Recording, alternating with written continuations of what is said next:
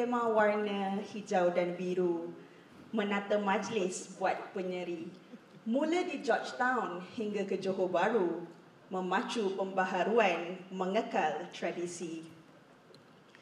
Yang berbahagia, Datuk Seri Town Planner Dr. Maimunah Muhammad Sharif, Mayor of Kuala Lumpur, members of Diplomatic Corps, Board of Directors Khazanah Nasional Berhad, yang berbahagia Datuk Hamdan bin Abdul Majid, Managing Director Think City, Datuk-Datuk Datin-Datin, members of media, ladies and gentlemen. Assalamualaikum warahmatullahi wabarakatuh and good afternoon. I'm Hanani and I'm your MC for today. Think City is celebrating its 15th anniversary this year. To mark this milestone, Think City will organize several activities featuring prominent figures who have contributed to the restoration and rejuvenation of cities throughout our anniversary celebrations. Today's special lecture is part of Think City Urban Futures, held in conjunction with Think City's 15th anniversary and World Cities Day on 31st October. This lecture will showcase case studies from Yang Berbahagia, Datuk Seri Maimunah, her tenure as Executive Director of UN Habitat, highlighting how Malaysian cities have evolved into living labs for innovative, community-driven urban solutions. Following the lecture, Yang Berbahagia Datuk Seri will engage in a dialogue with Think City Managing Director, Yang Berbahagia Datuk Hamdan. To get this event started, we would like to invite the Managing Director of Think City, Yang Berbahagia Datuk Hamdan Abdul Majid, to give his opening speech.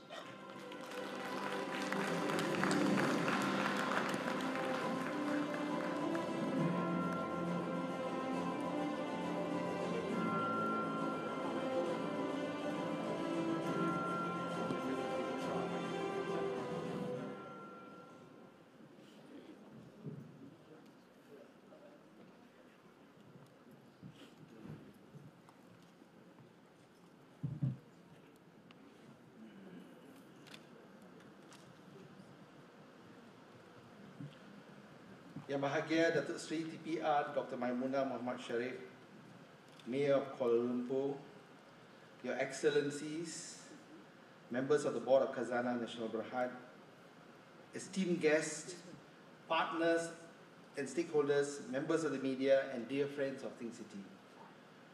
Today we gather to celebrate a significant milestone, Think City's 15th anniversary, and to commemorate World Cities Day, recognized globally on 31st of October every year. I'm grateful and humbled to be part of this journey of remaking cities these past 15 years. Together with our shareholders, Khazanah Nasional Berhad, and its foundation, Yayasan Hasanah. Alongside key partners from community members and grantees to local and international governments, government officials, together we have transformed our cities into dynamic, thriving spaces that celebrate community, culture, and creativity. As we stand here, it's worthy to note that more than 56% of the world's population, around 4.4 billion people, now live in cities. This shift presents us with unprecedented challenges, but it also opens a world of opportunities.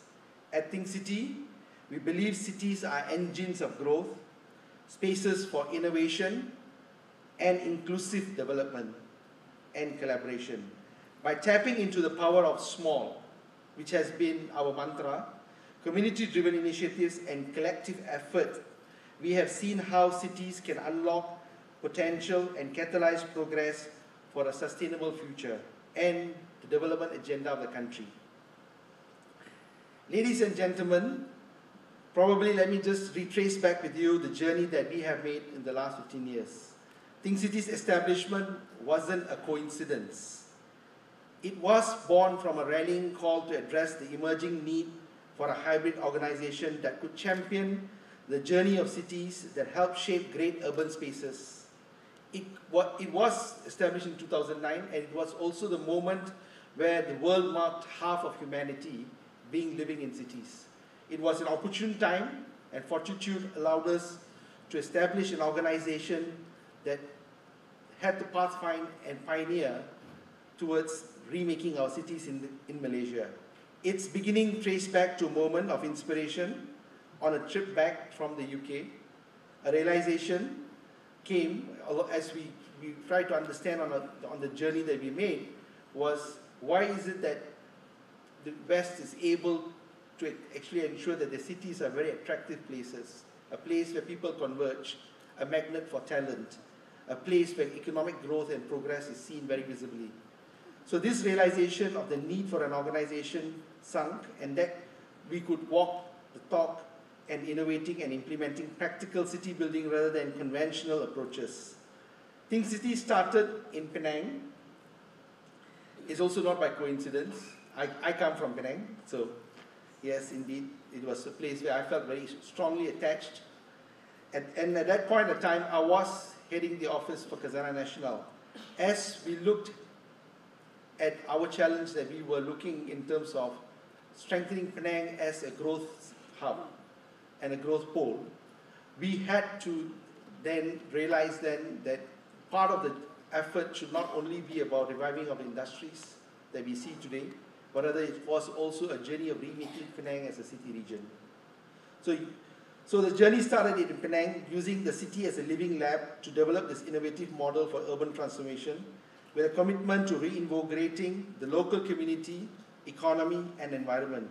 Looking back, its growth marks both a milestone and an opportunity to reflect on our humble beginnings and the remarkable impact it has achieved alongside supportive partners, such as then Mayor of Penang, in shaping Malaysia's urban landscape. Since its inception, Think City has been driven by a mission to reinvent urban spaces. Starting in Penang, Think City set out to transform Georgetown into a magnet for global talent and investment, showcasing the possibilities for urban regeneration through small-scale catalytic projects that demonstrate what an old city can become. While the city's rich history was honored, Think City's approach focused on relevance to present and future growth, understanding that a thriving economy is as crucial as heritage preservation. Our initiatives aim to rejuvenate cities in ways that support economic vitality, recognizing that cities are in competition, in global competition. It's no longer the case that nations are in competition. The fault line of competitions have shifted, and thus the need for cities to actually be in the forefront to spearhead the development agenda. Places like Hong Kong, Shanghai, New York, and London demonstrate that while people, capital, and ideas are mobile, a city's identity are uniquely rooted in its physical presence. This understanding shapes everything we do at Think City to support city growth through three interconnected areas: the city itself, its people, and its economy. City that cultivate the right physical, cultural, economic, and social conditions, attract talent, and become a sticky place and vibrant hubs for skills and opportunity. This philosophy is at the heart of Think City's mission. Today we stand as a homegrown pioneer, a think-and-do tank known for our diverse and hardworking team and experimental evidence-based approach that bridges policy with hands-on practice, shaping cities where people and ideas thrive. In 2009, urban regeneration as a practice was very foreign in Malaysia, and much needed to be done to secure buy-in from various parties. Today, admittedly, we remain a unique organization here. We continue to combine policy with practice, ensuring that our work aligns the needs of our communities with national aspiration. An example of this would be our work in public housing, where our policy work looks into next generation housing. Parallel to this is our community empowerment work under the banner of Kita Untuk Kita, or K2K for short. This collaborative and holistic approach is reflected in our efforts to promote climate resilience across multiple cities. Innovation has been at the heart of Think City's DNA since its inception. We pioneered and introduced urban solutions One such example is the placemaking agenda together with our partners, Project for Public Spaces, a US-based organization. A decade ago, no one heard the term. Today, placemaking has become mainstream, with many parties using this as a tool for creating sticky places, places that build on their strength and uniqueness to attract talent and capital. Placemaking is more than just urban design. It's about creating public spaces that promote health, happiness, and well-being. Early in our journey, we recognized its potential to transform cities by focusing on the needs of the people who live and work in them. Today, we continue to invest in space activation, public realm improvements, and community development as part of the larger goal of making cities livable. More recently, we introduced Malaysia's first urban, nature-based climate adaptation program in Penang. This effort hopes to reduce the heat island effect currently faced by Georgetown by introducing nature-based intervention as opposed to pure hard engineering solutions. This has been the experimental approach that we have taken in order to find solution and breaking new grounds and pushing the boundaries. Our years of work in urban rejuvenation have also led us to new and exciting chapters, leading the transformation of Kuala Lumpur's heritage core into a vibrant, creative, and cultural district. This initiative is a testament to how we leverage our expertise to breathe new life into historic areas, turning them into active cultural hubs that support local artisans, creative industries, and heritage preservation. By reimagining Kuala Lumpur's heritage core, we are not only preserving the city's rich history, but also infusing it with new dynamic, new energy that will attract creative talent, stimulate local businesses, and enhance the city's global appeal. This initiative highlights how culture-based economic development can unlock economic opportunities for innovation, tourism, and sustainable growth, reinforcing the national vision of cities as living, thriving ecosystem. Ladies and gentlemen, today we are excited to launch a new platform that will drive our mission to make cities more livable even further. Think City Urban Futures. This platform is designed to bring together thought leaders, urban practitioners, and communities to explore and address the complex challenges facing cities today. Think City's Urban Future kicks off with the Urban Future Lectures, a series of talks that will feature global change makers, eminent leaders, I'm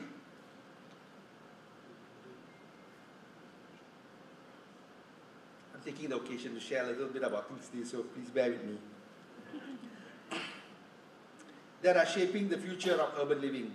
Who better to start this campaign than the Honorable Yang Bahagia Datuk Sri Dr. Maimunah Muhammad Sharif. Think City has been fortunate to have worked with Datuk Sri since our inception, which continued with various collaboration during her time at UN Habitat. We are now honored that she could join us today to give her maiden lecture as Mayor of Kuala Lumpur. But that's just the beginning. This platform will include fellowship programs aimed at nurturing young talent, a leadership program that empowers the next generation of city leaders. Through these initiatives, we aim to build a network of urban champions who will lead Malaysia's cities into a sustainable and inclusive future. This work also aligns closely with the Madani economic framework and advancing Malaysia priorities. The government's vision of a just and sustainable society anchored in economic resilience and social inclusion reflects the very principles that have guided Think City's work for the past 15 years. Together with Khazanah Nasional and Yayasan Hasanah, we are committed to building cities that reflect social justice, cultural integrity, and environmental sustainability. Of course, none of this would have been possible without the support of our partners. Over the past 15 years, we had the privilege of working alongside a wide range of collaborators who have made our work possible. It would have been impossible for me to thank all of you, but we wouldn't be here to mark this occasion without you being integrally part of the journey that we have made together with you. From the communities who have opened their doors to us, to the private sector organizations that have lent their expertise and resources, to the government bodies that have trusted us to implement their vision. This journey has been a collective effort. We are deeply grateful for the trust and collaboration that has been extended to us by everyone involved. Our success reflects the partnerships we have built, whether it's working with local artisans and cultural practitioners, engaging with urban planners and developers, or building relationships with public institutions. It is the spirit of collaboration that has allowed us to make a real and lasting impact. As we celebrate this milestone of 15 years, our journey is far from over. Cities are dynamic, ever-evolving spaces, and the challenges we face are complex and interconnected. But with continued collaboration, a focus on culture, community, and climate, the steadfast support of all our partners, we are confident that we can shape a future where cities are not only places to survive, but also places to thrive. Looking forward, Think City remains committed to this vision of creating sustainable, livable cities that are deeply rooted in their cultural identity. Through the Think City Urban Futures, we will continue to innovate, collaborate, and advocate for a future where cities embrace their cultural assets to drive local economies and build resilience and inclusive communities. Let this be a call to action. Join us as we continue to make cities livable for all.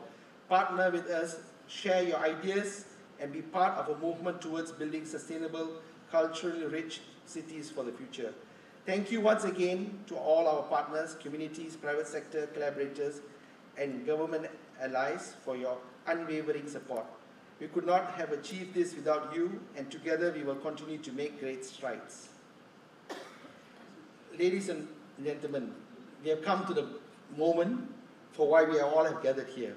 Apart from the fact that we are marking the 15th anniversary, it gives me a great pleasure and tremendous honor to welcome Datuk Sri Dr. Maimuna Muhammad Sharif as the inaugural speaker of Think City Urban Futures Lecture Series.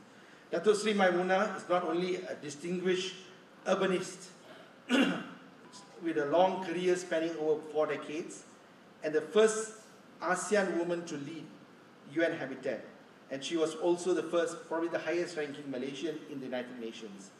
She has been a friend, mentor, and a pivotal force in shaping Think City's journey. Her pioneering work in sustainable urbanization and community resilience has had a profound influence on urban agendas worldwide, and her vision continues to inspire city makers to create inclusive, resilient spaces. We couldn't ask for a more fitting leader to launch this series on urban futures. Please join me in welcoming Datuk Sri Maimuna to the stage.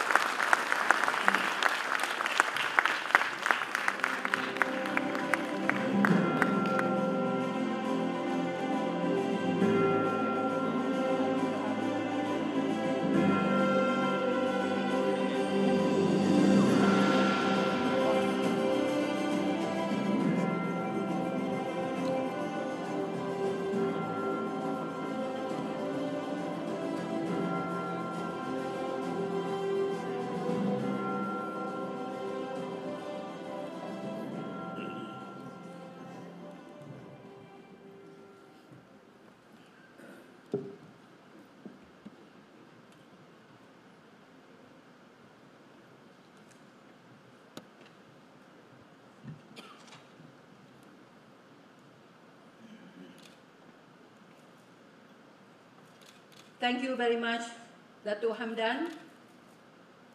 Your Excellencies, Member of the Board from Khazanah Nasional Berhad, Member of the Board from Think City, esteemed members of the media, friends, colleagues, ladies and gentlemen, a very good afternoon, maybe good morning in some countries because I was informed this is live.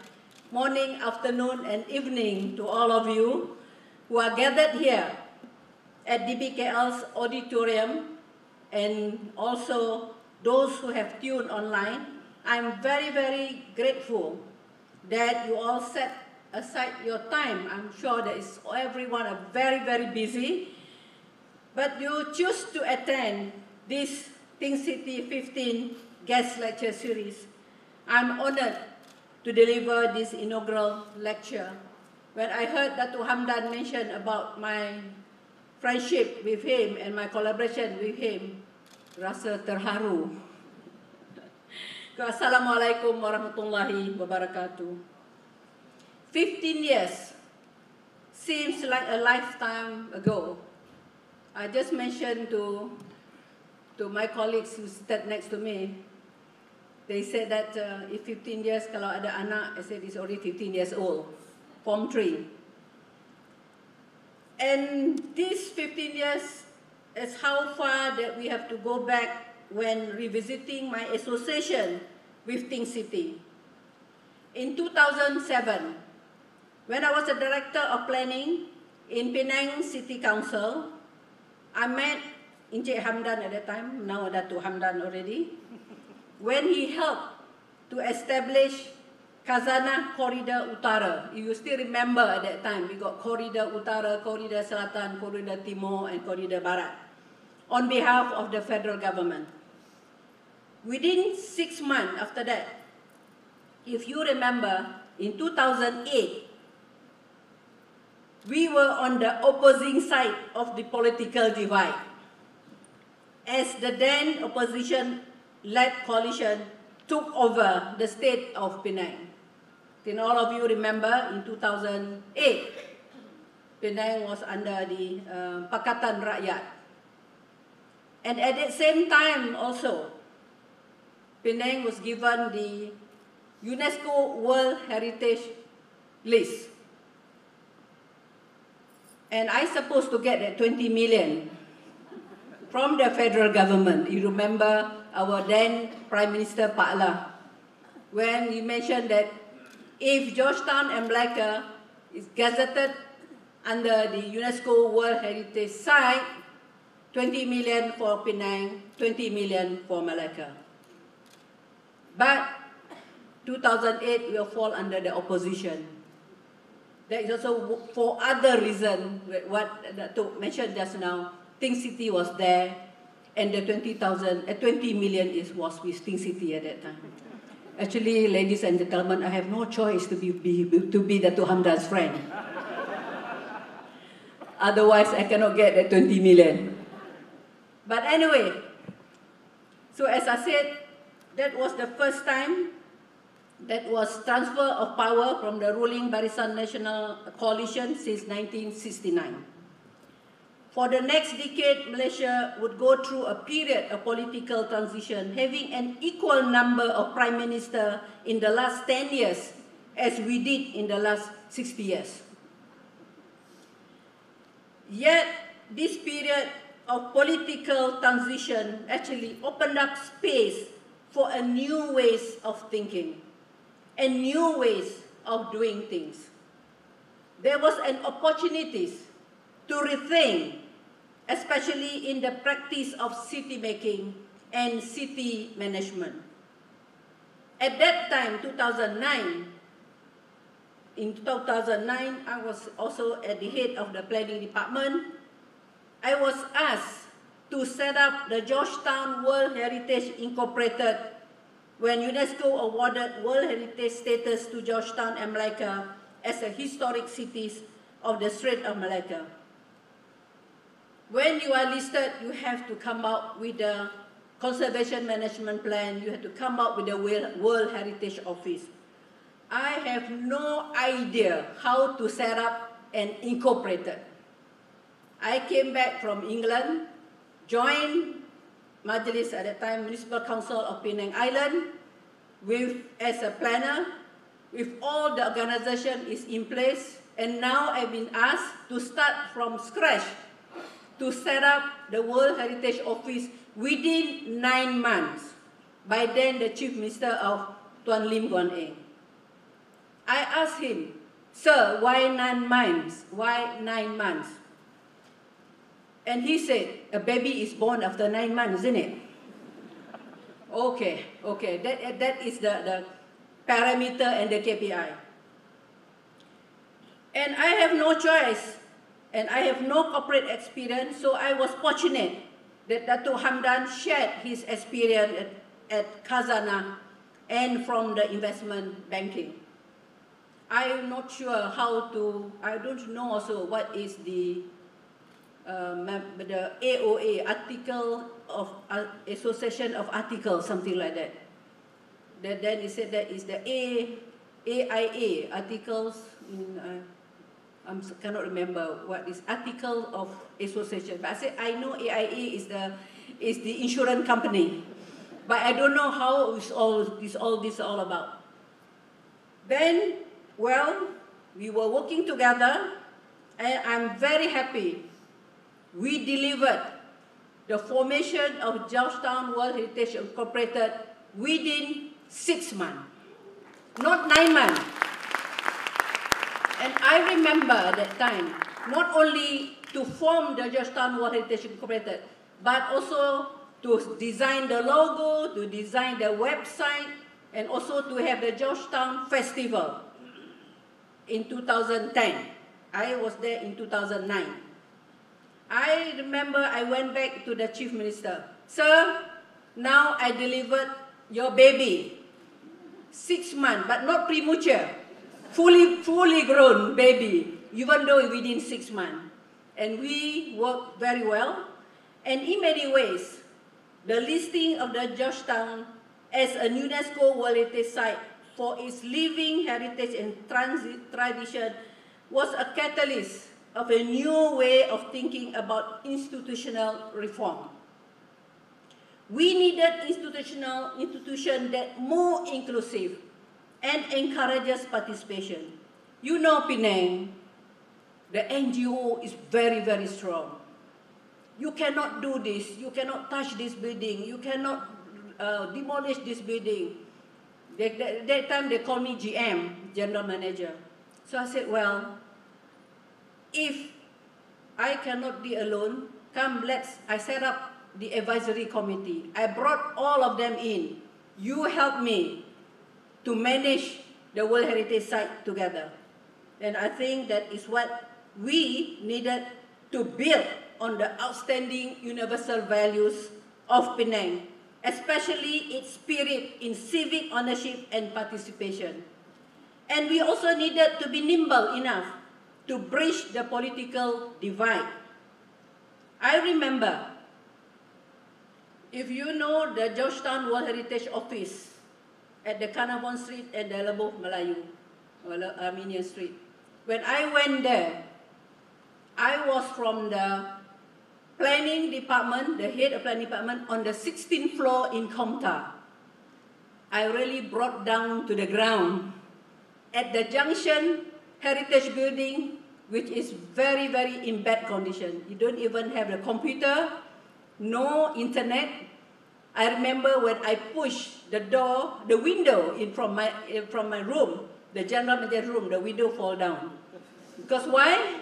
A lot of termites. And even at that time, people said, well, Maimuna has been demoted from floor 16, and now she become heritage. It's not dealing with heritage, she's already red heritage. Well, I always take the challenge in a positive way. Then I said, yes, when it's still new, start from zero, then let's do it together.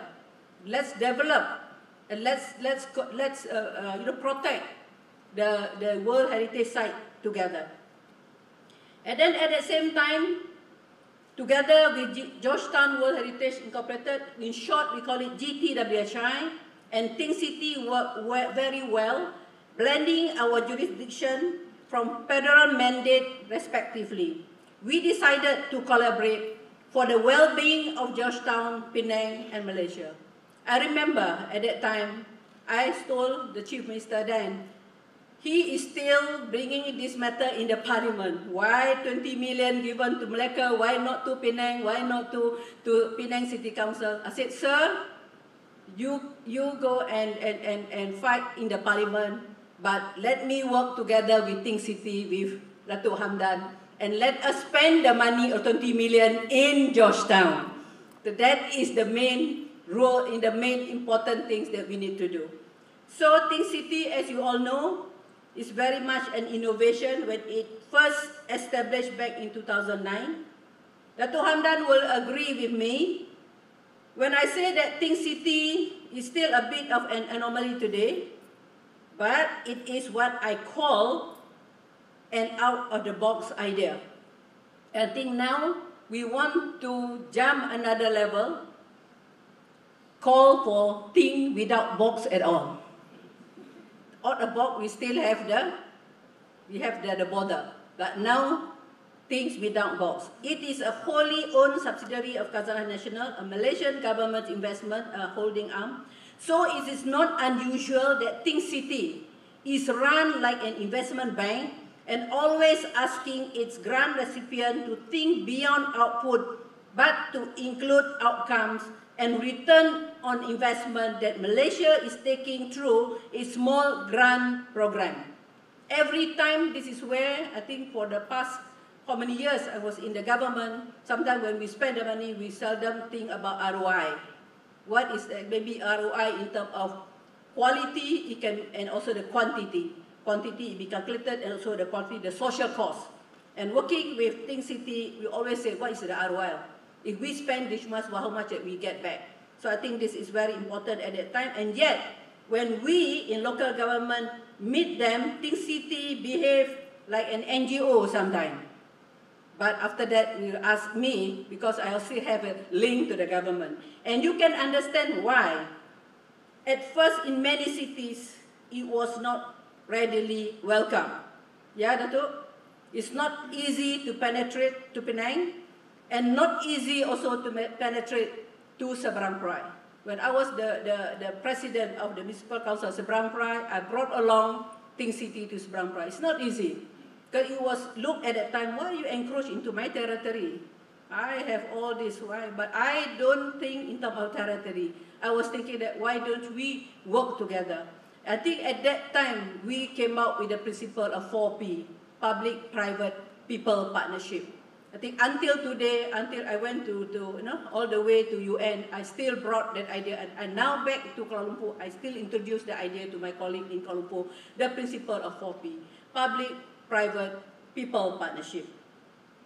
I must admit that it took me some time actually to understand the nature of the beast. As a civil servant for the past, I think at least 20 years, and as city managers, mayors and city officials are often looking at the legal framework when dispensing our core responsibilities. The first thing they say, this one cannot be done. Why? The law says so. Not to say that, let me look into this, how can we make it happen? But within the law. It's easy to say, this is not within our guideline, this is not within our existing law, so this thing cannot be approved. We have to flip at that time the narrative, the thinking of the people that I work together with my colleagues at that time. How can we say, how can we be a facilitator without breaking the law? So I think this is very, very difficult to dispense our responsibility, and what Think City as an innovative organization does help us find effective way to deliver the essence of our mandates, and which is to improve the quality of life of our citizens. So what was the equally important was the realization that the political landscape had changed. 15 years ago, social media and a new generation whose values and perspectives are shaped by global trend and standard begins to exert political impact. A good example is the divide between rural and urban Malaysia. Rural votes always kept the ruling coalition in government. But by 2008, the rural and urban divide has melted away because the rural voters were impacted when their urban dwelling children incomes fluctuated. It was also no longer possible to control the narrative from the ivory tower of mainstream media. Indeed, today, 60% of the public get their information from social media. Not only have we become more urban, we were indeed becoming more urbane. The future is urban because more than 68% of the global population live in urban area. We, in the local government, also realize that we cannot deliver 21st century aspiration with the same 20th century organizational structure. It was no longer enough to deliver engineering solution. Instead, we needed to find a multidisciplinary framework to deliver for all. From the moment forward, urban development would be based on commitment to serve all Malaysians, a mandate to think and do, and guided by a values-based approach.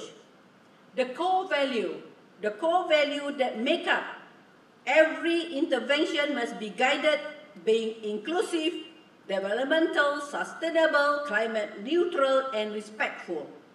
This is the best way to help Malaysia deliver on the wider United Nations Sustainable Development Goal, or SDG.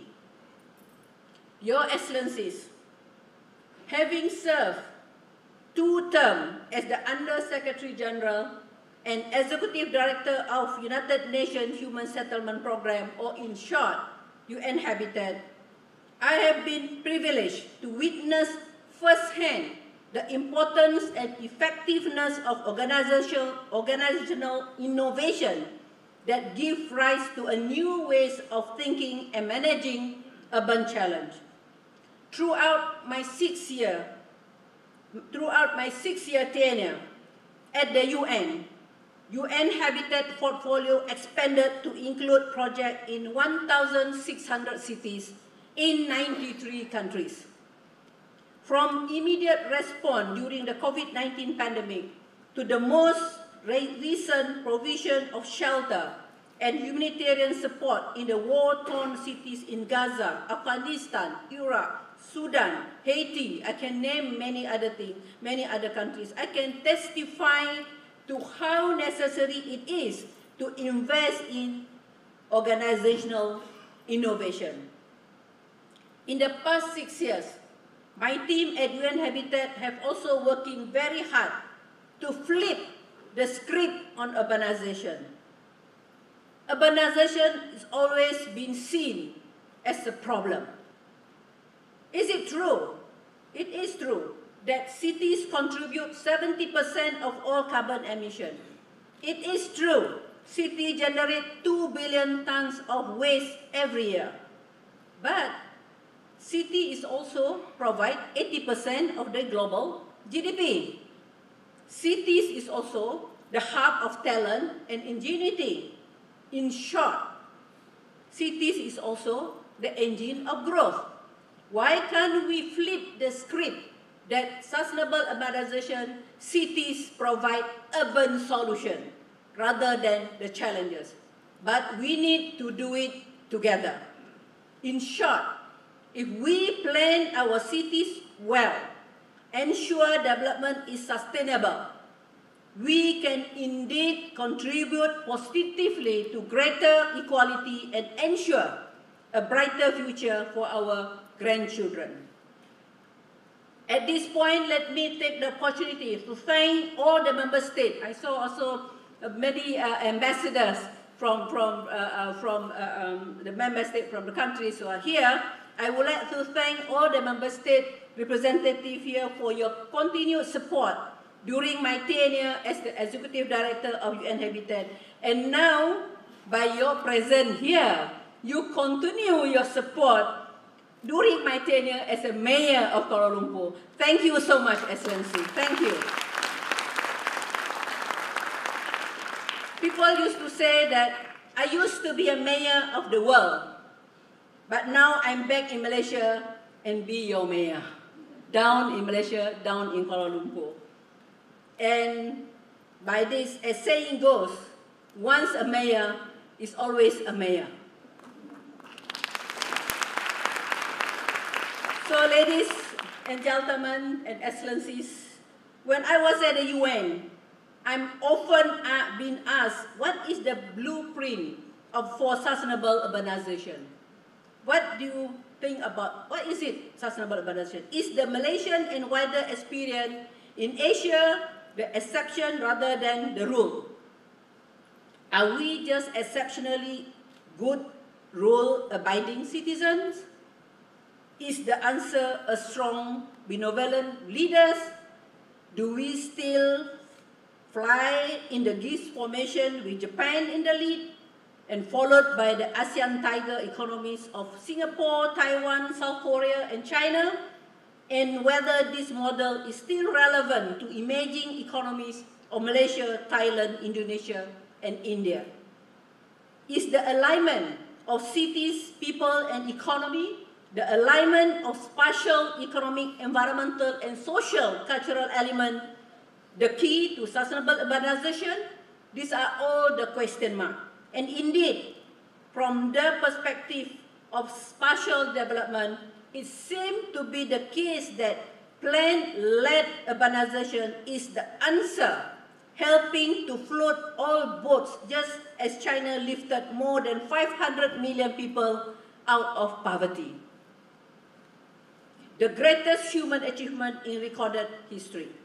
But by having managed 2 cities in Penang, including the highly industrialized Penang City Island Council and the peri-urban manufacturing hub of Seberang Perai, I have come to realize that the key to sustainable development lies in the successful translation of policy into practice, consistently applied over the 30 years horizon with essential ingredient of peace that enable the emergence of equitable and democratic societies. Once again, this requires organizational innovation. When I came to DBKL, they showed to me, Datuk Sri, we have this policy, we have this policy, we have this policy, we have this policy. Fine, yes, but I'm not impressed. Yeah, many of my colleagues are in front here. The same thing, I say, I'm not impressed. But what is the action? How do you translate all this policy into action? Give me data. I want to see data. You said that it's from 2022, 2025. Yes. What is the data? Where are the people? Is there any document to prove that you implement this policy? I see that is my pengarah, my director of landscape is looking at me. One story, real story. He's there. He showed to me, he briefed me his landscape plan for 2026 to 2030. Yeah, Cik Zo? Correct. Then he asked me, Datuk, we want you to launch this landscape plan. I said, I don't want to launch this landscape plan. This is nothing. All policy, all statement. You promise me to translate this policy into an action plan where you want to improve the landscape, then only I agree to launch the plan. I give him the challenge. Then he said that, yes, Datuk Sri, give me some time. Definitely I will translate this into a real action. But one thing about DBKL, I see many of my colleagues here, when I ask them to do so far, they follow my instruction, hey, did. And very, very fast. So I think that is, I owe them also, they don't give me a lot of problem and a lot of trouble. They always be together with me. I always mention to them, I don't want to be your boss. I don't want to be your boss. I want to be a leader. A boss normally very bossy. When you are a boss, you create followers. Because the people scared of you. You are bossy. Yes, Datuk Sri. Yes, Datuk Sri. Even Datuk Sri want to fall into a drain also. Yes, Datuk Sri. The land is flat. You can walk. Because they are afraid to say that Datuk Sri in front of you is a drain. You might fall down. But when you are a leader, you create a partner. I want my colleague to be my partner, to see me as a partner, for us to work together. And I want to also to let you also be our partner, be the DBKL partner, and be the Think City partner, so that we can create a better city, a better livable city for all. So this commitment to localizing action, I brought also to UN. I said, I really fight for localization of the SDG. I remember in one of the meetings with the Deputy Secretary General, I said, why the member state didn't even mention the new urban agenda in their speech? They talk about climate change, but not the NUA, the new urban agenda. The one is in 2016 in Habitat 3 in Quito. So we had, I remember 28th of April 2022, we had one UN General Assembly just to talk about the new urban agenda. So what I would like to share with you is that to decentralizing decision-making and to empowering local communities, it became the bedrock of the Habitat 3 negotiation. I was there, and once every 20 years, the stakeholder habitat agenda joined member states to revisit the UN Habitat mandate. In 2016, at the Habitat 3 conference in Quito, at that time I was the president of Municipal Council of Seberang Perai. In Quito, Ecuador, all 193 member states endorsed the new urban agenda. I attended at that time as an activist mayor. To you, member state, Excellency, I hold a placard and demonstrate actually peacefully outside the UN General Assembly. I put there, leave no mayors behind. We want to be with the member state. Leave no mayors behind. I still have the photograph. We are very, very naughty at that time, the mayors. So the new urban agenda is the new deal for urbanization. It's widened the urban agenda from shelter and housing to sustainable urbanization. It's also widened the opportunities for the non-state actors to participate and contribute to making cities and communities more inclusive. And in fact, through the new urban agenda, we see how 63% of the United Nations Sustainable Development Goals have an urban dimension. 63% out of 169 targets of the SDG is in urban. So we cannot deny urban. We need urbanization to be there. So state also realized that the government alone cannot achieve the SDG. We need a whole of house approach to have positive action and lift up everyone in our urbanizing world. As Under Secretary General, I was privileged to deliver on my promise to leave no mayors behind. At COP27 at Sharm el-Sheikh in Egypt, I was privileged to co-organize the first ministerial meeting on urbanization and climate change ever at COP. And the first time ministers of housing, planning and urban development were engaged to ensure climate goals will be incorporated into urban development plan. More often than not, COP last time was always been represented by the Minister of Environment. But urbanization was not there. This was the first time I managed to convince the COP president, the Prime Minister of Egypt, who was also the urban planner. So it's easier for me to convince him because he's an urban planner. Let's do it. And this one was also been continued in Dubai. We have also in Dubai, and now I think that is as an advisor at the moment now, an advisor to the COP29 presidency. I'm glad to let you all know that the third edition of this ministerial meeting will take place in Baku on the 20th of November. So together we have launched the Coalition of High Ambition Initiative called CHAM, to further align climate finance to adaptation and mitigation efforts in our cities, particularly in developing countries. And indeed, we have a long way to go. At the General Assembly, I delivered the Secretary General report on the implementation of the new urban agenda in 2018 and 2022, as well as the report of the SDG 11 last year before I completed my mandate. I have to say that globally, we have a long way to go, but there are some bright spots. Asia Pacific minus South Asia, for example, is doing relatively well. In the case of Malaysia, urban development has clearly delivered on national goals, including uplifting millions of the family out of poverty. Indeed, I'm heartened that the government of Malaysia has taken up the responsibility of creating the new urban agenda platform, was endorsed in the last UN Habitat Assembly in Nairobi last year to dedicate an office for it here in Kuala Lumpur.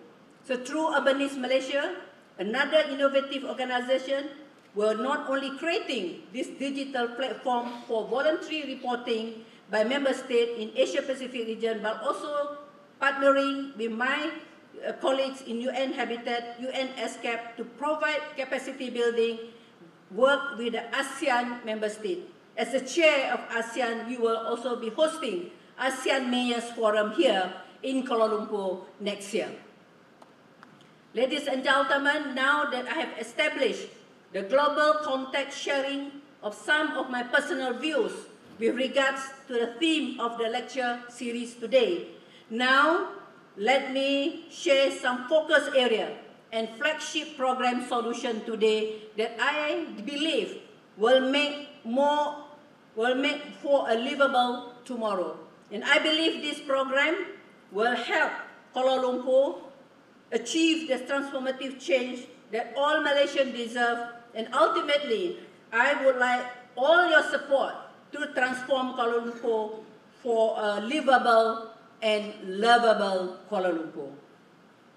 In my first town hall speech to my colleagues at DBKL, and also when given the opportunity to sketch my vision for Kuala Lumpur in a governmental town hall session in Putrajaya organized by the Ministry of Finance, I described 5 core focus areas during my tenure as the 15th mayor and the first woman mayor of Kuala Lumpur. Please support me. I firmly believe in plan-led, integrated and sustainable urban development. The KL 2040 structure plan or local plan, which was endorsed by all stakeholders, is the guideline for the future development of the city. Inspired by the Kuala Lumpur Declaration at the 9th World Urban Forum, KL 2040 structure plan aimed to transform KL into a city for all.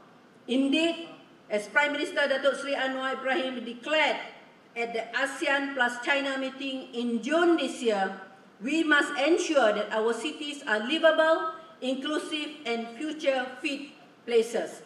We must do all we can to ensure that we do not become a tale of two cities. That is close and close. That is the statement from the Prime Minister. The plan-led does not mean inflexibility.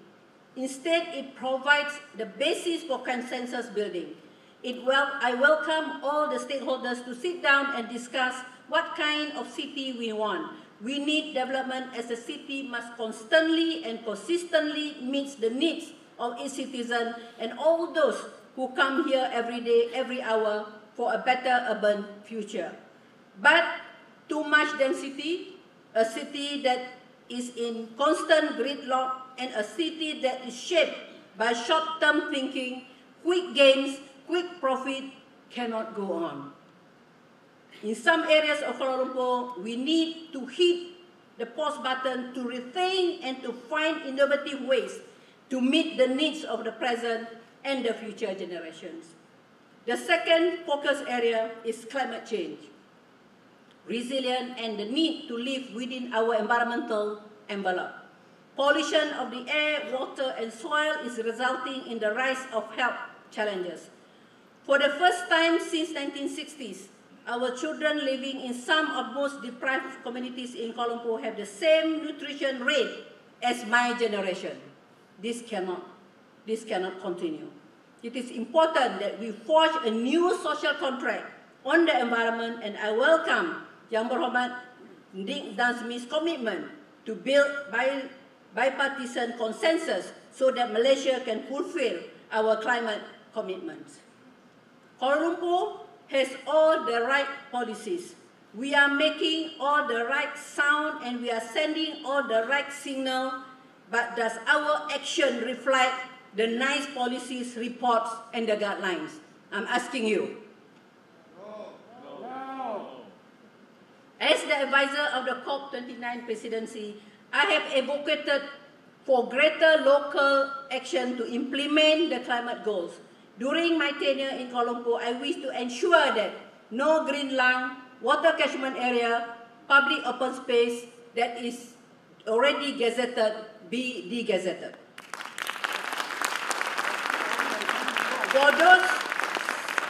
For those signed away before my time, I ask the public to support me and my effort to convince certain parties to think more creatively to ensure that we act and not detract from our climate commitment.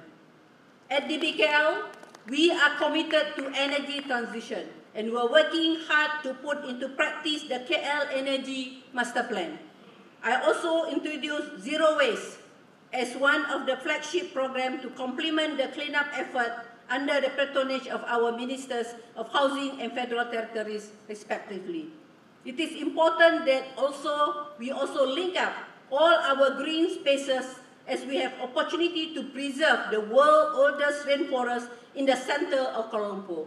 Kuala Lumpur have I think the only cities, I've been traveled quite a lot, that you have the nature in the cities, the gardens, the forest, and you have the bridge building, and also you have the livelihood and the culture. Where else in the world that you have all that?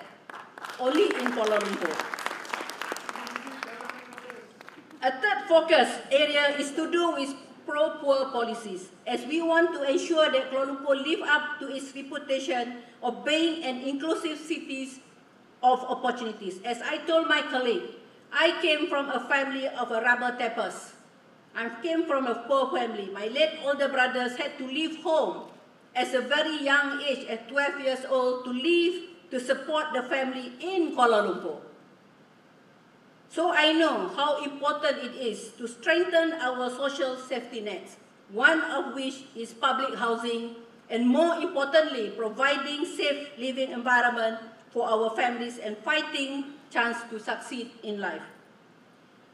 We do not have to add to the main street of Kuala Lumpur. Everyone who comes to the big city misses the social network of close-knit communities. We do not have to be mean and violent to each other. Instead, I intend to support the federal government to effectively provide housing to the very poor and to help get the homeless out of the homelessness. More importantly, let us ensure we build a new partnership in equity, empathy, and self-help with our PPR and public housing communities. Here, I would like to highlight, we are working with Think City K2K program in 7 affordable housing, the PPR, and the Perumahan Awam neighborhood. And I hope to increase to 30 settlements. And the same with effort to house the homeless, to transform our hawkers to a better quality of life. The next focus area is strengthening DBKL's strategic communication approach, particularly through an actionable crisis communication plan. By implementing a clear crisis communication framework, we can ensure we are prepared to respond swiftly and effectively to unforeseen challenges. This enables us not only to safeguard public trust, but also to maintain service continuity and reduce misinformation. I would like to appeal to all of you. Yes, we have our, maybe something that is our challenges. DBKL also, I think, provide and have the positive impact to the people. There are many good programs that we implemented or we are going to implement. If you have the social media, please promote our program. Sometimes is that only one incident happened that say that, well, if you go to KL, it will be traffic jam. You go to KL, it will be flooding. If you go to KL, you will have a sinkhole. Please, please help me to communicate the good part of what the work has been doing by all my colleagues. You have all your social media, #Liveable and Liveable Kuala Lumpur. We have done a lot. We have done a lot. I've seen it, even though I'm 2 months here, I've seen it. They have done a lot. I traveled, I went to all the offices. They have done a lot. But in tandem of our rebranding effort, DBKL also aimed to position itself as a thought leader in urban development, sustainability, and public service innovation. This involves not only articulating our vision and practices, and also actively engaging in conservation that shape city governance at both regional and global level. Indeed, the rebranding initiative will enhance DBKL reputation, emphasizing transparency, inclusivity, and a commitment to building progressive Kuala Lumpur. Furthermore, Kuala Lumpur vision as a global city and city for all includes strengthening its international ties and enhancing its global reputation. By leveraging this international relationship, we can unlock opportunities for collaboration in green technology, infrastructure development, and smart city initiative. Through sharing best practices with peer cities and integrating global insight, DBKL can reinforce its commitments to sustainability, inclusivity, resilience, attracting foreign investment, and fostering a welcoming environment for international visitors and business alike. In addition, an effective public complaint management system is pivotal to improving service delivery and public satisfaction. By adopting a more responsive and streamlined approach, we aim to address complaints transparently and efficiently, enhancing our service quality and accountability. This system allows us to continuously learn from public feedback. I always mention there is no public complaint. I told my colleague, it's not a complaint, it's a feedback. You should thank them that they come to you and complain and give you the feedback. Rather than they go to the media and make havoc, and it's very difficult for us to contain. If they come to us with an email, with a letter, with a WhatsApp, with a telephone, we should welcome them because we are not everywhere and they know what they are talking. So that's what I mentioned to them. It is feedback, not complaint. So in this case is that the system will allow us continuous to learn public feedback, refine our processes, and proactively address issues, ensuring Kuala Lumpur remain city where resident voices are heard, respected, and promptly acted upon. In summary, I know I've been talking quite some time. In summary, these elements collectively play a crucial role in positioning DBKL or Kuala Lumpur as a responsive, transparent, and forward-thinking urban authority, fully committed to the long-term well-being and development of Kuala Lumpur. We cannot achieve all this without winning back the trust of the public. Before I came here, I met the Kuala Lumpur Resident Society, Resident Association, and Sustainable Development. I listened to them. So I said that my fifth focus is to improve the governance function of DBKL. Ultimately, I aspire to ensure that the DBKL is financially responsible, more competent, accountable, transparent, effective, and efficient. CATEE, C-A-T-E-E, competent, accountable, transparent, effective, and efficient. It is unfortunate that DBKL has been deficit spending 18 out of the last 23 years. This is due to the spending mandate, but without the accompanying review of the rates since 2014. So if we increase our rate, can you support us? No? Services first? We didn't increase for the last 14, 2014, you know? Greenery protected, no floods. Okay, it is important. Is it important to strike the balance between cutting back the budget and yet not reduce the services that we must deliver every day? Again, we need innovative ways of doing things, I know, to ensure we increase our revenue collection and from the current 70% average to at least 90% once we regain the public trust. Ladies and gentlemen, you can see that all the 15 flagship programs associated with the 5 focus areas that I have outlined. It's not that I plan. I'm the 15th Datuk Bandar or the mayor, but we have 5 flagship programs and 5 focus and 15 flagship programs. Not planned, but it's coincidence. And I welcome feedback, support, and constructive criticism together with solution, bearing in mind that we have to start somewhere, and we simply cannot cover everything that we need to do in this reform process over the next 20 months. Why in the next 20 months? During my mandate as a mayor. As you can see, once a mayor, as I said, always a mayor, even during my tenure in UN Habitat, I championed innovative ways to reshape the multilateral system, and I advocated the declared action rather than declaration. In the UN, there's a lot of declaration. But I said that we don't want declaration, same spelling, but we want declared action. And I put it up in the Wolf 12, and this is the legacy that will be continued. At the same time, no matter how large our prestigious organization, without renewal, rejuvenation, and constant investment in new ways of thinking and doing, the organization will shrivel up and ultimately be like some of our multilateral organizations, the living dead. Finally, I firmly believe in human agency, and as I have said many times, I am an eternal optimist. You just have to see how well Malaysia have done during my lifetime and how well our cities making profession has progressed in the last 30 years during my professional life. And just as I have said, in the last 15 years, going back to Think City, working in partnership with Think City and other innovative organizations have been redoubled my belief in the ability and influence of the individual, no matter how big, small, in making things happen. Thank you so much, Datuk Hamdan, for bringing Think City to Penang. Now, at that time to Seram Perak, and now back to Kuala Lumpur. Kita macam tak boleh pisah, ha? Cannot be separated. I don't know why. Datin Ariba tak boleh pisah antara Maimunah. So please. So we are now working together with KLCCD, Kuala Lumpur Culture and Creative District.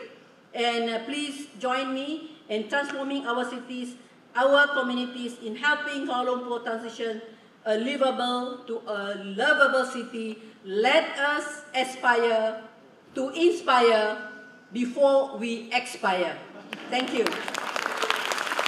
Thank you, Datuk Sri Maimunah. We invite Datuk Sri to stay on stage for our next session, Fireside Chat. We now invite Managing Director Datuk Hamdan to join Datuk Sri on stage. Together, Datuk Sri Maimunah and Datuk Hamdan will reflect on 15 years of impactful collaboration, share valuable insights, and discuss their vision for the future of Kuala Lumpur and other Malaysian cities in the decades to come. Moderating the Fireside Chat today is an anchor, senior editor, and producer of Astro AWANI, Cynthia Ng. Ladies and gentlemen, let's give her a round of applause.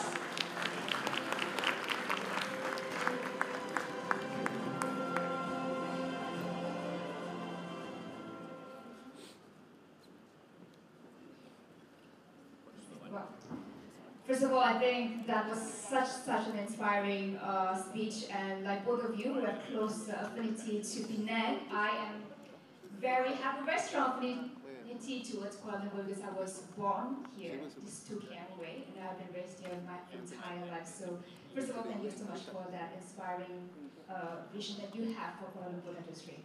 Now, before we dive into the fireside chat, I just want to make a quick note that we do have a Q&A session at the end, so please get your questions ready and we will get to them after our dialogue. All right, so first of all, you pointed out many interesting things in your lecture, but one thing that stood out is that you have gone from becoming the mayor of the world and now back to Kuala Lumpur. 2 months in now as mayor of KL, how does it feel coming back and leading in your own country again?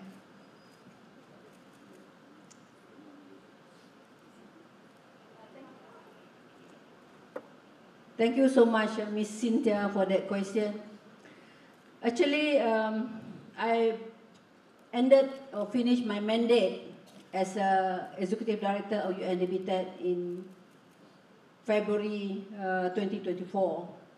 In March, I came back. Actually, I came back to retire. I have no ambition to be a mayor of Kuala Lumpur at all. I came back to retire. That's why I'm actually, many people thought that I'm from Penang. Actually, I'm from Negeri Sembilan. Kuala Pilah, Negeri Sembilan. Any Kuala Sembilan people here? Wow, wagi. So I'm from Negeri Sembilan.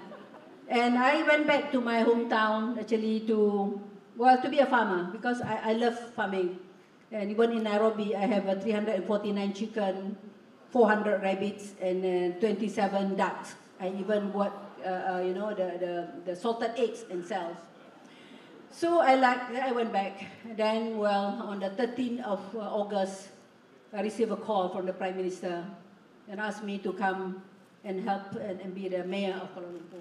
When you receive a phone call from your Prime Minister, it's very difficult to say no. Then, well, I said, okay, I will take up. And well, I'm not from Kuala Lumpur, as I said. And I used to come to Kuala Lumpur just to visit my family and also my aunties. And it's a big difference, well, from the global, from the dealing with 19 countries and then 1,600 cities and down to Kuala Lumpur. And the first thing that I asked from my colleagues at the Datuk Bandar's office, hey, can you give me a map of Kuala Lumpur? How is the map of Kuala Lumpur look like? Being a planner, we need to see the map of Kuala Lumpur. So they printed for me a map of Kuala Lumpur. I said, oh, so big. I only know about the Masjid Jamek area and then the Bukit Bintang area and the bangunan Sultan Abdul Samad. So, but while with the trust given by the government through because to appoint the mayor, you have to go to the king. From the king to the government, I said that I feel I'm blessed with the opportunities to serve my own capital city, Kuala Lumpur. But I'm very nervous.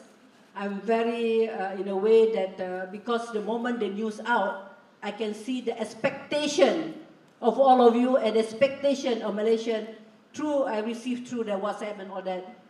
First woman mayor, and then with all from the international background coming back, I was scared. I said, I don't know whether I can perform. So that is the feeling. But after going through, and you know that the 5th day I was here, it was banjir, flooding. On the 6th day, it was sinkhole. So that two incidents really taught me, and I said that I need to be strong, and I always say that there's a reason why I'm here, and at the same time, I always think positive. I think that's brought me up to today, and also with all the help of the community, with all the help of friends, and all the friends WhatsApp me, Maimuna, I will help you. We are here together with you. Thank you so much. Those friends who WhatsApp me and to say they are together with me, and also to all my colleagues, to all my staff in DBKL. I know that who is this lady coming in, all the 14 Datuk Bandar mayors was male or men, suddenly this lady. I'm sure that there'll be, I don't know whether it's skeptical or whether I can work with her, but for the past 2 months, I can work very well with the people here. So thank you so much, and I hope that I can do something better to improve the quality of life for Kuala Lumpur. I think the people of Kia would agree. They are very happy to have you at the helm. Thank you.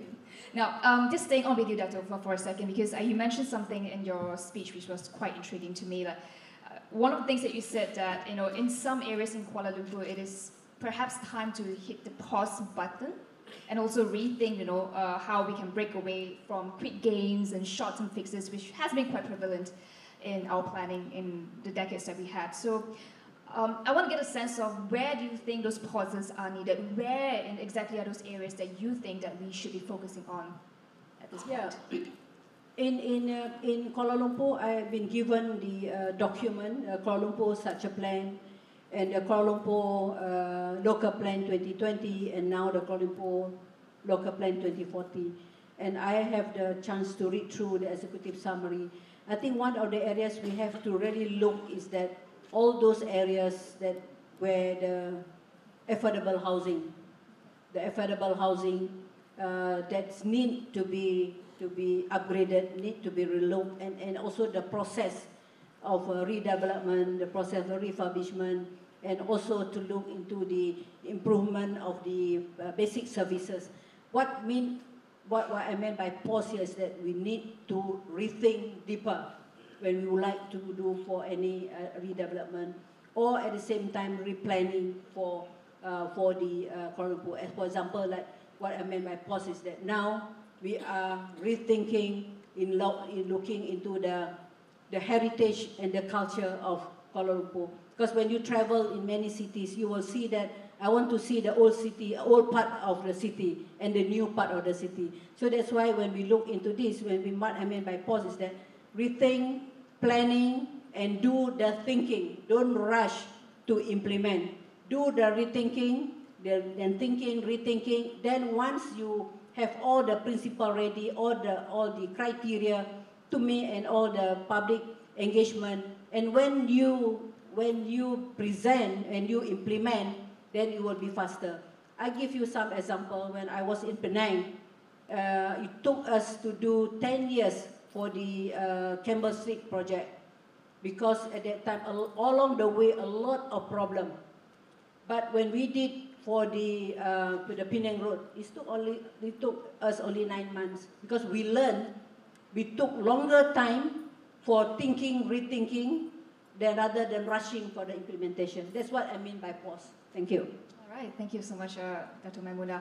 Now, I think when we talk about the challenges, rapid pace of urbanization, of course, is one of the key things.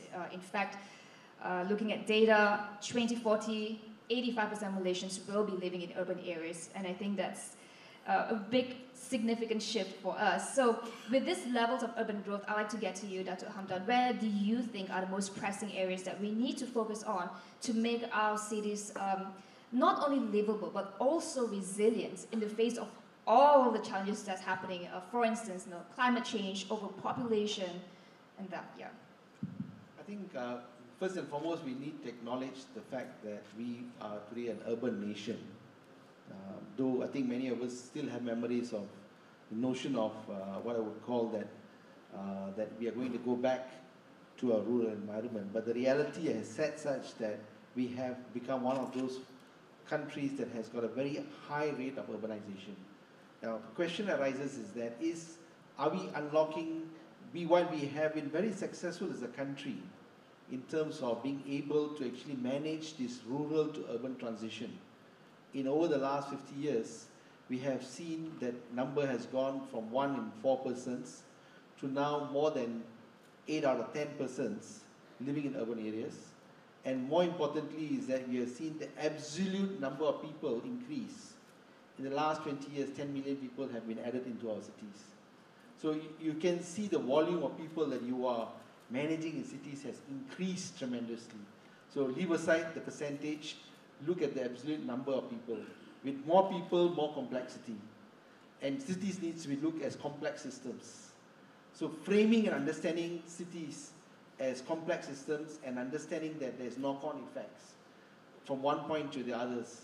You develop a land here, has a knock-on effect to other parts, or you stop a traffic in one road, it has a knock-on effect in the other parts.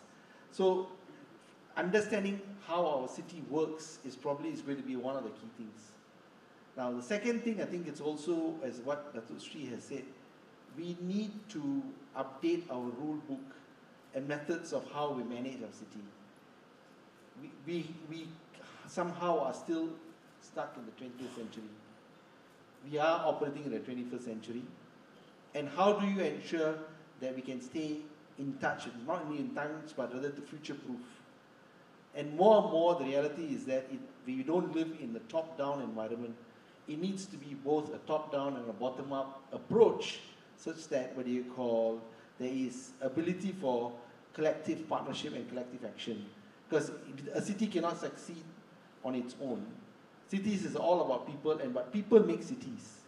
So embracing people's power is key. But for a city to succeed, you need an engaged citizenry, citizen, I use the word citizen meaning here in terms of C-I-T-Y, citizen, and the whole compact between citizen and state needs to be refreshed. There is a role, while state needs to play its part, there's also equally a role that the citizen needs to play in its part. Usually we ask for our rights, but we also need to be mindful about the responsibility that this comes along with. And I think, what does it mean to be a citizen? That's a question that as cities, as residents in cities, we need to ask ourselves. How do we live together? How do we make our cities places that we want to live and live? How do you ensure that our cities are clean, our cities are safe, our cities are... And that comes from collectively working together with the city government, with the private sector and community, hand in hand, and making sure that every plot of land, every precinct, every district, every city as a whole is then embracing its agenda of making it what they call places that we want to live in.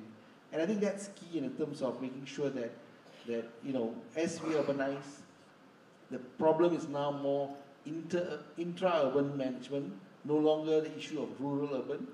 And intra-urban, the issues are far much more complex. But at the same time, with collective partnership and action, we are there to, we can find the solution that is needed.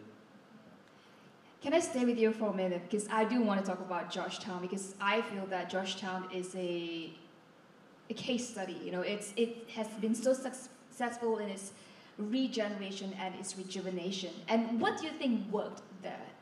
Drawing from your 15 years experience in Think City and starting with Georgetown, speaking about collaborative partnership, it wasn't easy. Dr. Maimuna talked about clashes of ideas, maybe working with local councils. So where do you think some of those key areas that you think could be brought into Kuala Lumpur as well? I believe it's the complementary role that we played to government to harness the power of people, the power of private sector, in order to get them to be on the same page. It's important that for a city to move forward, everyone needs to be on a shared journey. While we all sail on our own, but we must sail to the same destination. And I think if you ask me, that was the single most important factor, was that collective desire to remake Georgetown, to celebrate the fact that we are now recognized globally as a World Heritage Site, and the fact that we actually unlock value of assets that were seen to be what they call things that were decaying and falling apart.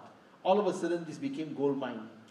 All of a sudden, people found new ideas and new innovation in terms of how these places could be transformed, or how they could breathe new life into these buildings.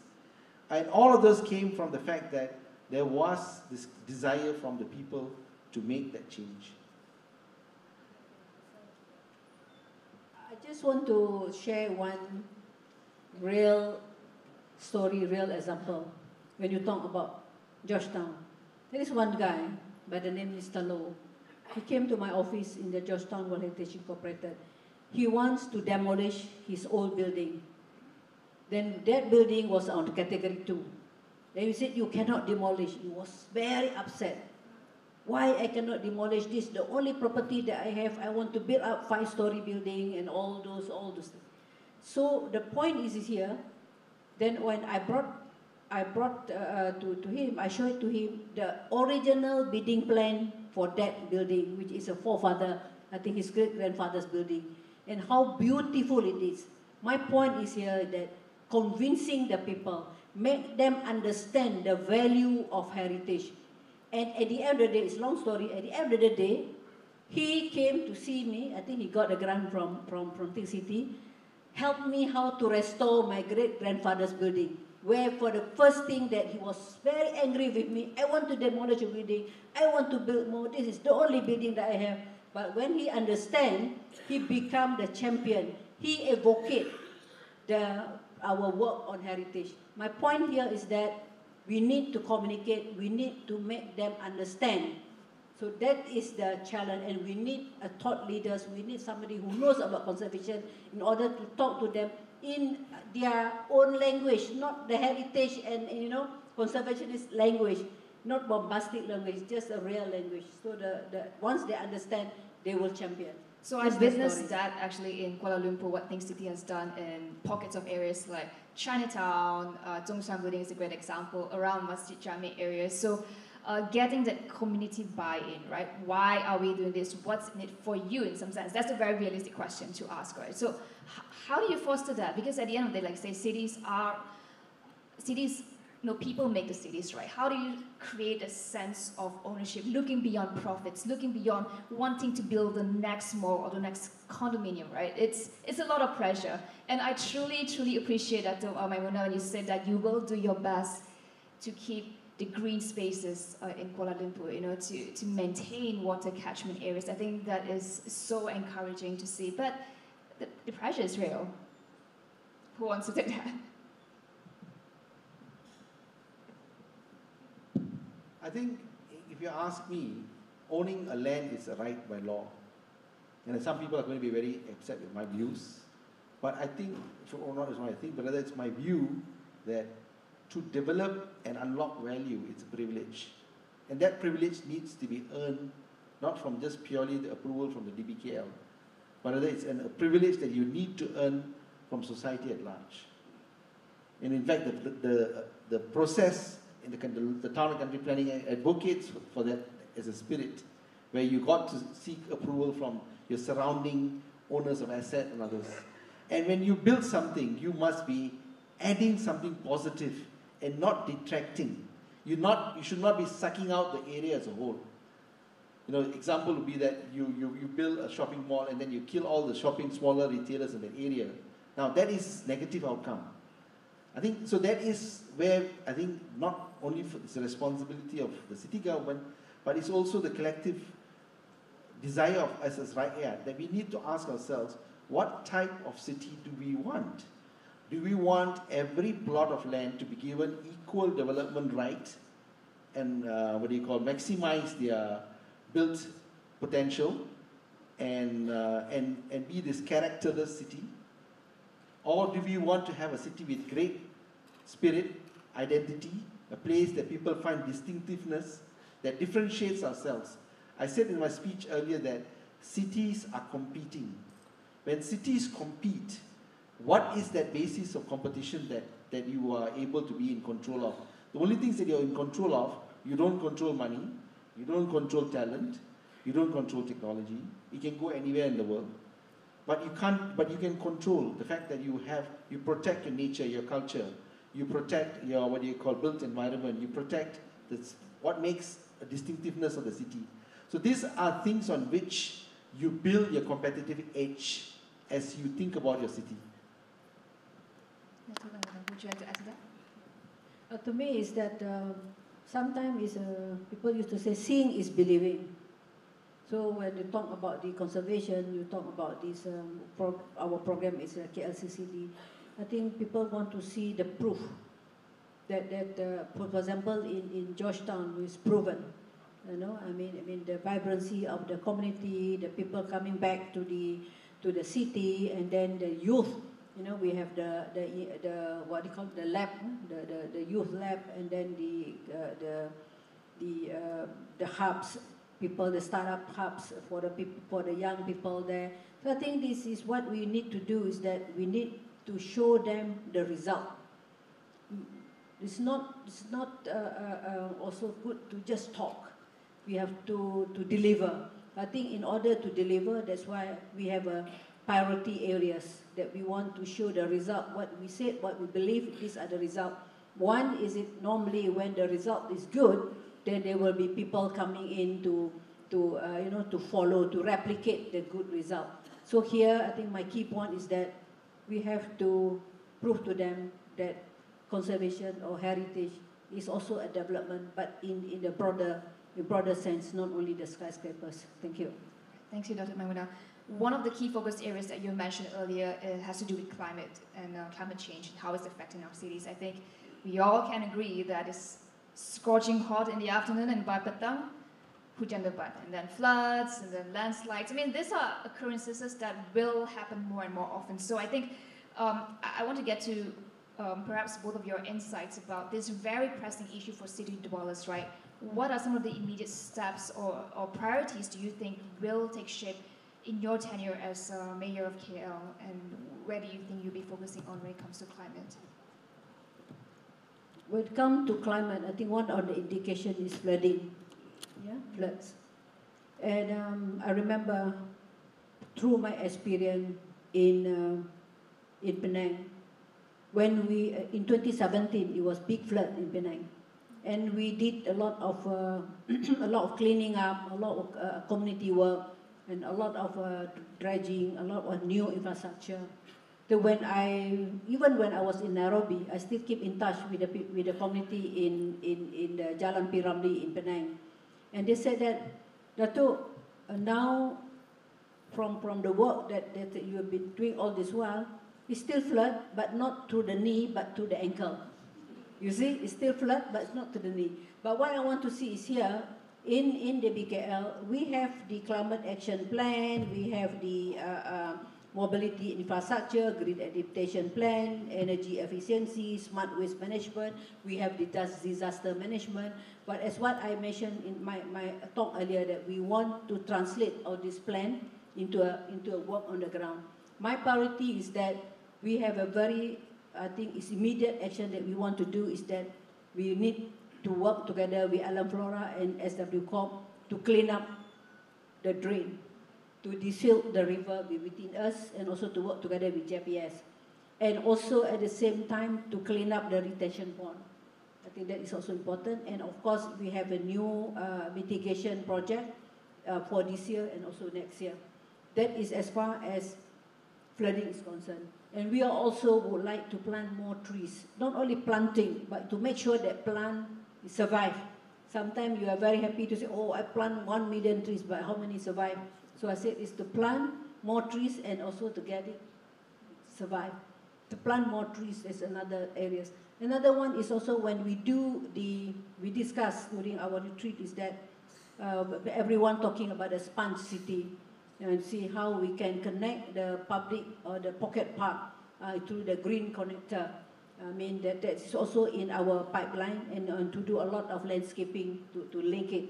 And how can we improve the livelihood of the people, and by planting trees and reduce the carbon emission. At the same time, also we want to have more of our, in terms of mobility, more bus lane in order to reduce the carbon emission. So there are a few things that we would like to do, and at the same time is the bigger part of it is the overall development of Kuala Lumpur.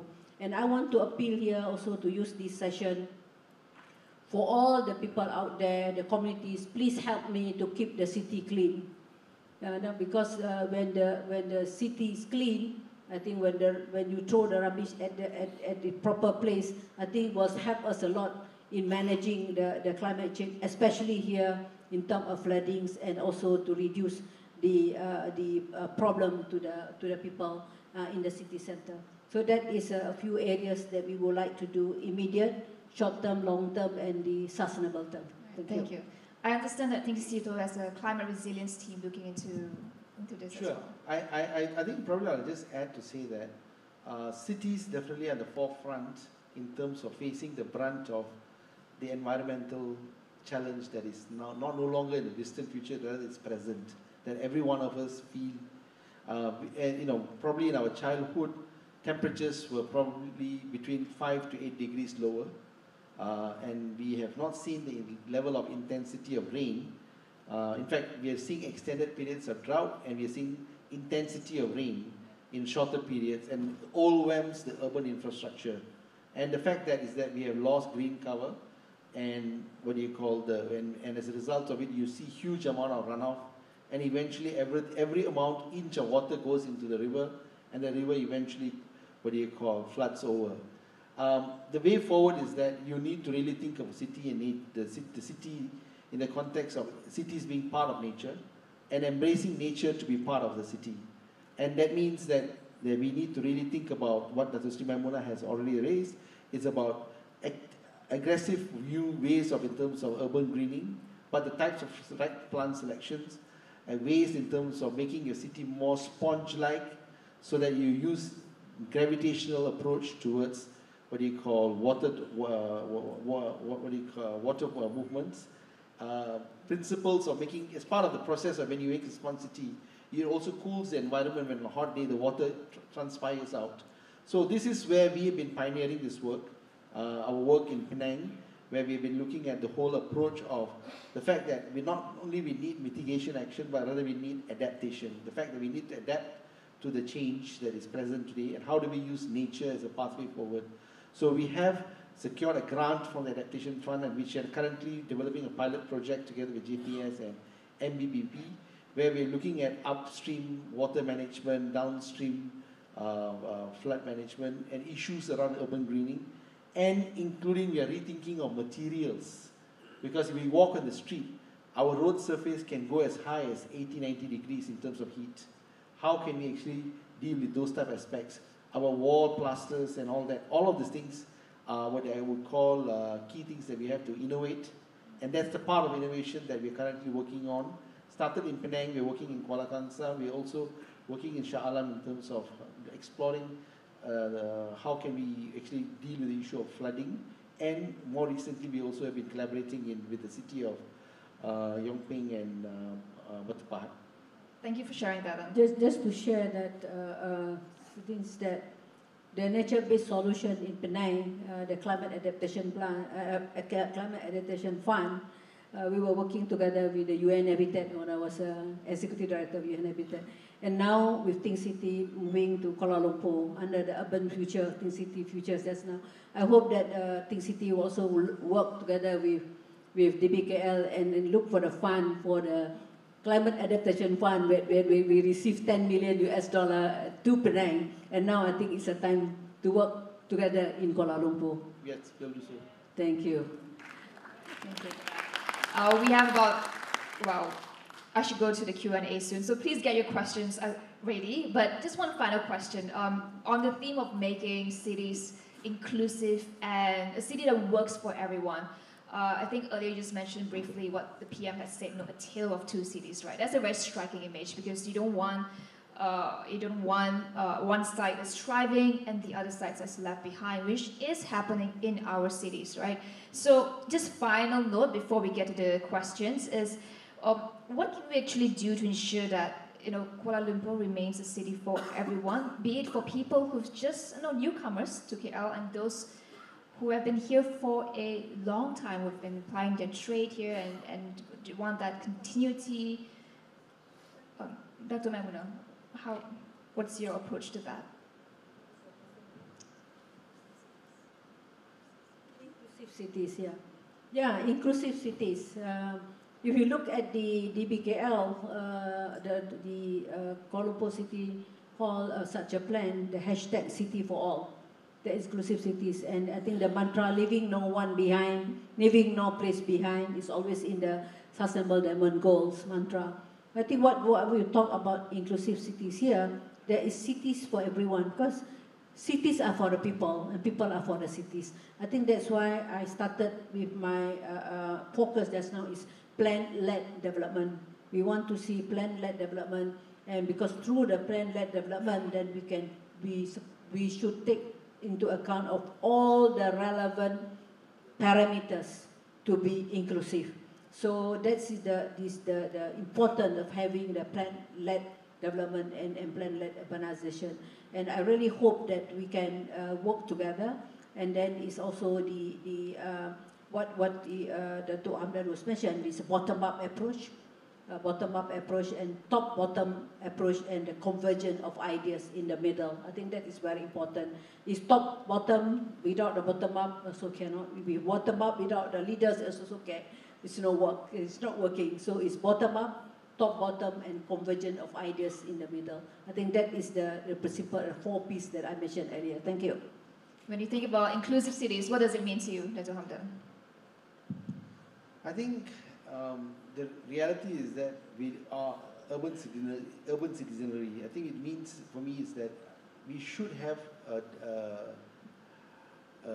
place to live, a decent place to live, but more importantly is that access to good quality public spaces, places that are walkable, access to amenities and services, and making sure that the place is safe, secure, and probably the case where we feel at home. A place that we feel, say that, look, this is, I don't feel any distinction between at home and being in the city. I think that's key. Thank you for your insights to both of you. Thank you so much. I think let's give them a big round of applause for their fantastic sharing. Thank you, Dr. Mamuna, Dr. Hamda. All right, now, ladies and gentlemen, I believe the gentlemen are ready for their questions ready. So let's go with you first. Gentleman on my right, can you please answer? Can you introduce yourself and tell us who your question is directed to? Okay, I'm Tan Taidong from Slip Darling. Okay, thanks for the information we have today for the first time. To be frank, we are not very clear, okay, but future we hope we get more information. But out of this Think City, I heard of zero waste. Zero waste in Kuala Lumpur or in any city. I would like to ask Dato' Sri or Dato' Wanda, how can you make it, especially city like us, Slip Darling especially, the commercial area, we can see a lot of waste, especially our coffee shop. And when we see the waste, okay, our coffee shop, not in front of coffee shop, but it's actually next or maybe nearby, okay, a lot of rubbish bin and all bundles of rubbish. Until today, we cannot see the solution. But of course, out of the new place, like Jalan Radin Bagus, we can see the modern bin. But I don't know why now all closed up, okay, cannot be used. And many smaller bins around gather more rubbish. So that's why I would like to ask Dr. Sri how to solve this problem. Before I end, I did suggest a mini incinerator for all coffee shops. They have to buy mini incinerator to reduce their waste out of their shop.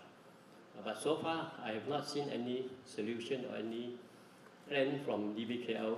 So I hope on this issue alone, please help us to solve this problem.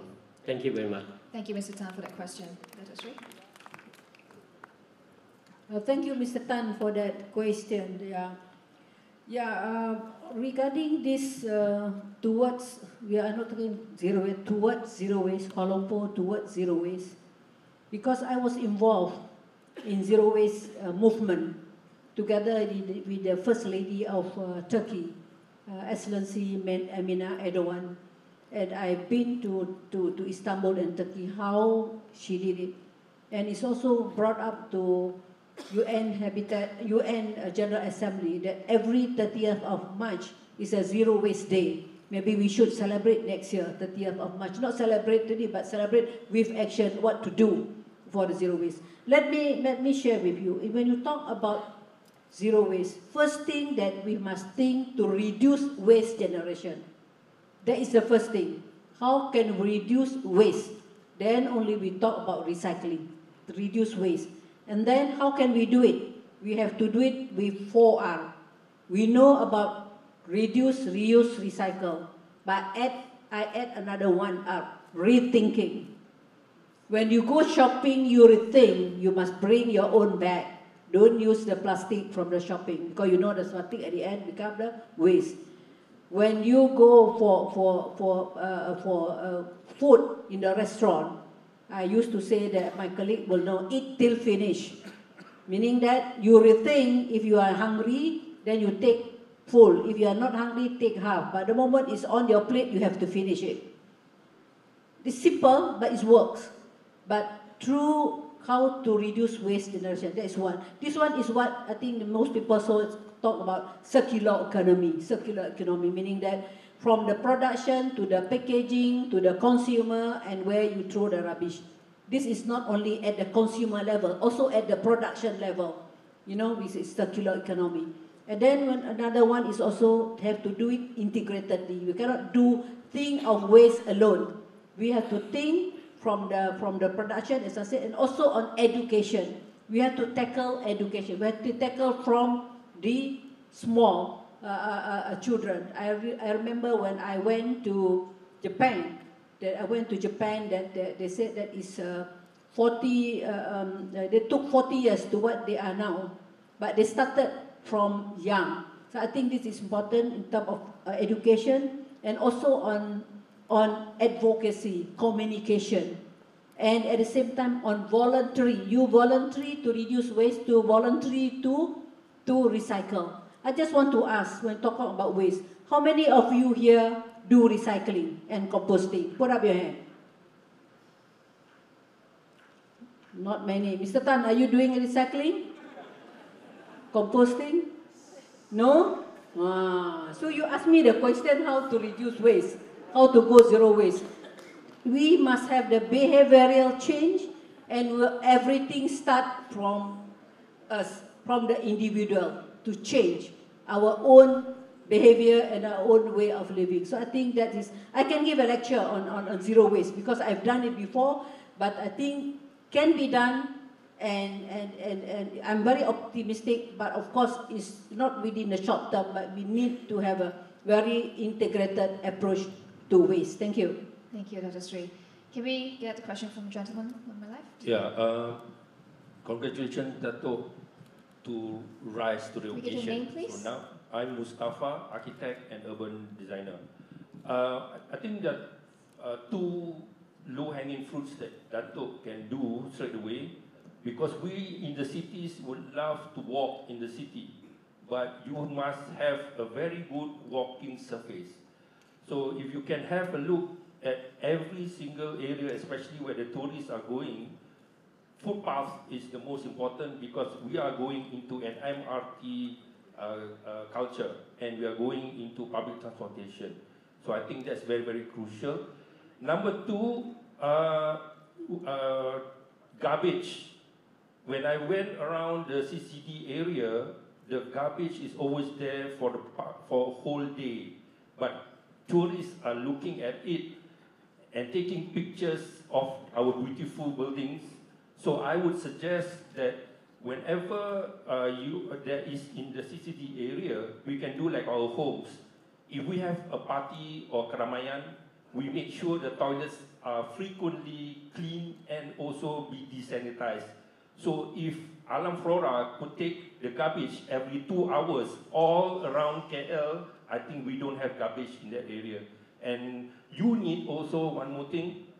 In Taiwan, before the typhoon, what they do, everybody, there is an integrated garbage cleaning from the river right up to the source of the house.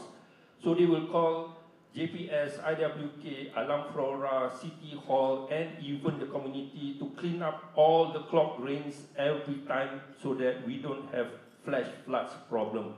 And we need to conserve water. Thank you. Thank you. So that was suggestions, no question in there, right? All right. Can we quickly get to the gentleman over there? Okay, very quick. My name is Chen Wei San. I'm from Pertubuhan, Pemulihan, Nilai Astika, Kuala Lumpur, PB, and KL. We are formed by the owners, property owners, business owners around Pasar Seni area, where the homeless and street feeding are happening most. Okay, so first I just want to thank you to Dato' Panda Maimuna for actually coming and pay a visit to our area 2 times, one in the 31st of August and one in Cuci Malaysia Day, where we all saw you, and we are very thankful, and we feel we are not abandoned. So guys, she deserves a round of applause for that. Not many leaders are willing to do that. And also thank you King City for hosting the first round, okay, and we know that too. So, but unfortunately, you know, that wasn't the real situation, because some department decided to clean up the place before your arrival. Okay, so but the point is, the reality is actually much worse. Day to day, we owners are facing. You know, a lot of street feeding going on 5 to 7 times a day, and a lot of intoxication, public intoxication during daytime, and also sometimes death. You know, some people drank themselves to death and in front of my shop lot doorstep. So that's why I'm doing this. So, okay, that's why we understand this is not an overnight solution thing. This is a big ecosystem thing. So our association actually came up with this proposal right here. Okay, this proposal right here includes a first-hand information we collected from the street feeders, from the homeless people, we interview them, and also the actual photos of the real situation, and some of our ideas on how to solve this, but you guys are the experts, so it's just for your reference, and also we just want to show that we are willing to work together with you guys to solve this together, okay? And also, I understand, again, it's not an overnight thing, but there are still short-term immediate action and actually quite urgent that can be executed as soon as possible. Number one is a stone bench. You guys know the stone bench next to at Liveable there, opposite Bangkok Bank. That's where the epicenter of the homeless people are, because the stone bench is like a beacon for the street feeders put their food there and give out their food. And also another thing is public defecation and public littering. These are the two things that are happening in the lorong next to the lorong around us, next to Bangkok Bank, next to the Chinese temple. People are like defecating there on a daily basis. The whole place stinks. By the way, it's still a tourist. It's supposed to be a tourist attraction. So these are the things, you know, that I think it's reasonable by law to stop people from performing, right? You know, and I remember in the Cuci Malaysia Day, Minister Ngang Koming did say that to paraphrase him, he's launching jihad against kekotoran, right? So and then to have people do community service if they are public littering and stuff like that. So I think we can start with that. You know, so remove the stone bench. One, number two, stop people from public littering and public defecation. So we need that kind of enforcement. Maybe police bantuan, maybe enforcement DBKL side. And sorry, yes. excuse me, Cynthia. We have to. So, do you have any specific question besides your recommendations? Okay, to Think City, we have a lot of owners with empty shop lots. We know you have grant, to your grantees, right? So maybe some of the local business can work with, our owners who have empty shop lots to rent out to your grantees. So that's a suggestion. And that's it. So my partner here would like to pass you the proposals to both of you, Dato' Panda Maimuna and Dato' Hamdan. Okay, Right, we've got your proposals here, so thank you so much for coming forward and raising these questions. Unfortunately, ladies and gentlemen, we have to end this Q&A. Thank you so much for your patience. I guess it's unfair because we have to line up here. I don't think you should stop us. Yeah, Well, but you have to extend. It is a session to be engaged with Dato' Panda. My name is Ali. I'm from Selatan Kuala Lumpur. I wish to draw your attention, Yang Berbahaya, Dato' Seri Maimuna. 15th of August, we have sent you a letter that we would like to meet up with you because we want to share. We are sentimental, emotional about our city. 24th of August, I had engaged with you very briefly, and I have said that we would like to meet up with you. Till today, we are still waiting for the appointment. Number one, we are impressed with the presentation you put up today. For you, but you have a question? Yeah, let me finish first. Don't push me around, please. Okay? Okay, I wish to draw your attention. Okay, can we wrap this up? No, please. I will not give it to you. I'm sorry. Okay? Now, I draw your attention to your highlight on the Green Lung. We would like to share with you, and we would like to draw the attention to the statement made by the PM that 52 ponds and retention ponds and waterways should be restored. Till today, nothing has been done by DBKL, neither PTG. So we want this to be taken note of, and we would like to meet you soon. We wish you all well, and we wish you that the politicians will not interfere and give you a free hand to perform. Thank you. All right, thank you. The reason why we have to wrap this up because Dato' Sri has another appointment to go to. Okay, a very fast one. Dato' Sri, thank you for the time spending with us and being the first lady mayor of Kuala Lumpur, and we want you to make also another history. Here, very simple and sweet. Do you support or endorse local councils elections? Okay, thank you. All right, it's brought up in Parliament recently. And to Think City, that's how I got to know Think City and invited here. Do you encourage or do you want to stop foreigners from buying heritage building from us? Thank you. All right, thank you.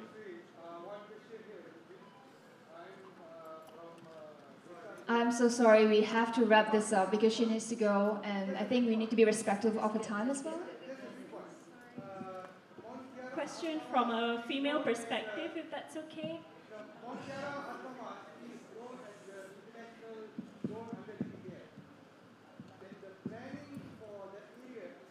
I think those who have the aduan can you maybe send to us through email?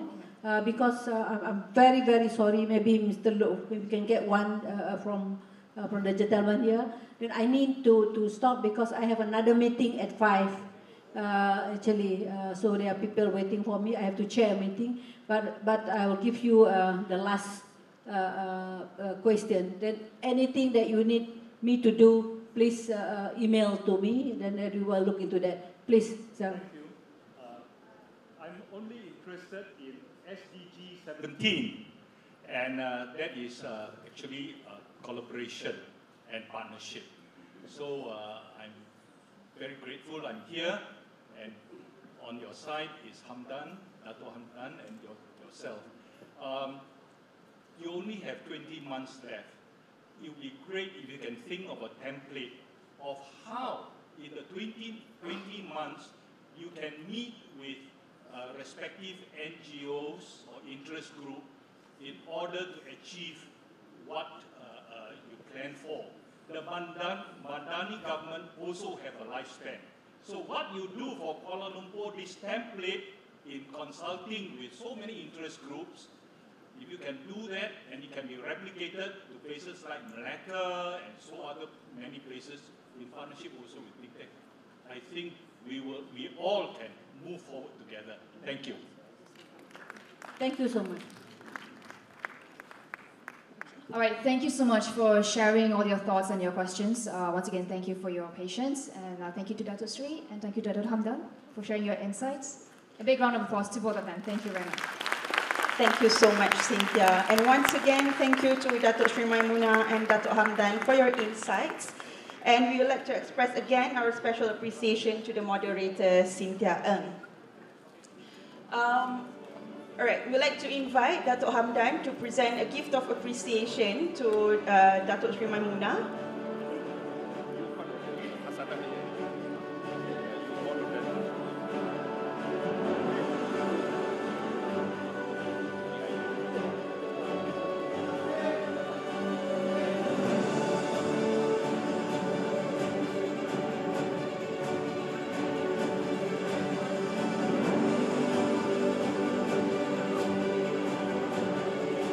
Thank you so much. Ladies and gentlemen, thank you once again for gracing the event today with your attendance. We would like to convey our special thanks to Dewan Bandaraya Kuala Lumpur for co-hosting the event with Think City. Ladies and gentlemen, we apologize for any shortcomings and hope to see you again in the next session. For more information and updates, visit thinkcity.com.my or follow us on our social media. Ladies and gentlemen, we have a little surprise for you. We have selected titles of publications supported by Think City from the past 15 years. The books are available for you to claim at the registration table, first come, first served basis. Please help yourself with the refreshments that we have prepared, served outside or at the mezzanine floor. We wish you a very happy Deepavali and happy holidays. Assalamualaikum.